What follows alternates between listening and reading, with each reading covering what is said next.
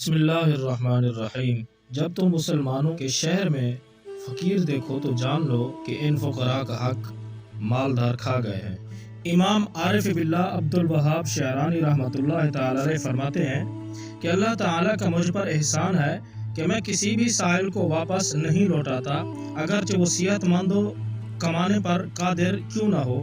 اگرچہ ظاہری شریعت کا مسئلہ یہی ہے کہ ایسوں کو نہ دیا جائے۔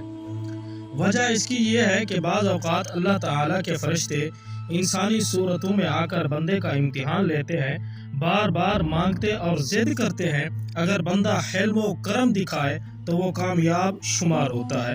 جیسا کہ روایات میں آتا ہے کہ دوران طواف کعبہ فرشتے انسانی شکل میں آ کر بطور امتحان دھکے وغیرہ دیتے ہیں، لہٰذا وہاں کسی کو سختی سے نہ دیکھو نہ کچھ کہو۔ مزید فرمایا کہ ایک بار سائل نے سوال کیا، میں نے اس کو عطا کیا، پھر اپنے خادم کو کہا دیکھو یہ کیا کرتا ہے اور کہاں جاتا ہے۔ خادم نے واپس آ کر بتایا کہ اس سائل نے شہر بھر سے بھیک مانگی اور پھر ان مانگی ہوئی اشیاء کے کچھ حصے کیے اور پھر مختلف محلوں بستیوں میں جا کر بیواؤں یتیموں کے گھروں میں تقسیم کر دیے۔ میں نے کہا اللہ کا شکر ہے میرا مال ٹھکانے لگ گیا۔ ایک بار پھر خادم کو کسی سائل کے پیچھے بھیجا تو اس نے آ کر بتایا کہ اس بھکاری نے بھیک مانگی، اشیاء جمع کی اور پہاڑ پر چلا گیا۔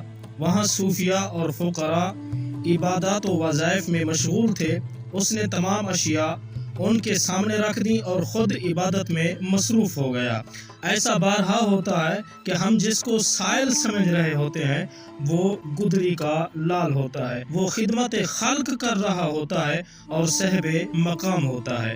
اگر آپ ظاہری شریعت پر عمل کریں تو بھی احسن انداز سے سائل کو واپس بھیج دیں، ورنہ صوفیاء کے طریقے پر عمل کریں، ممکن ہے آپ کو ان سا بنا دیا جائے۔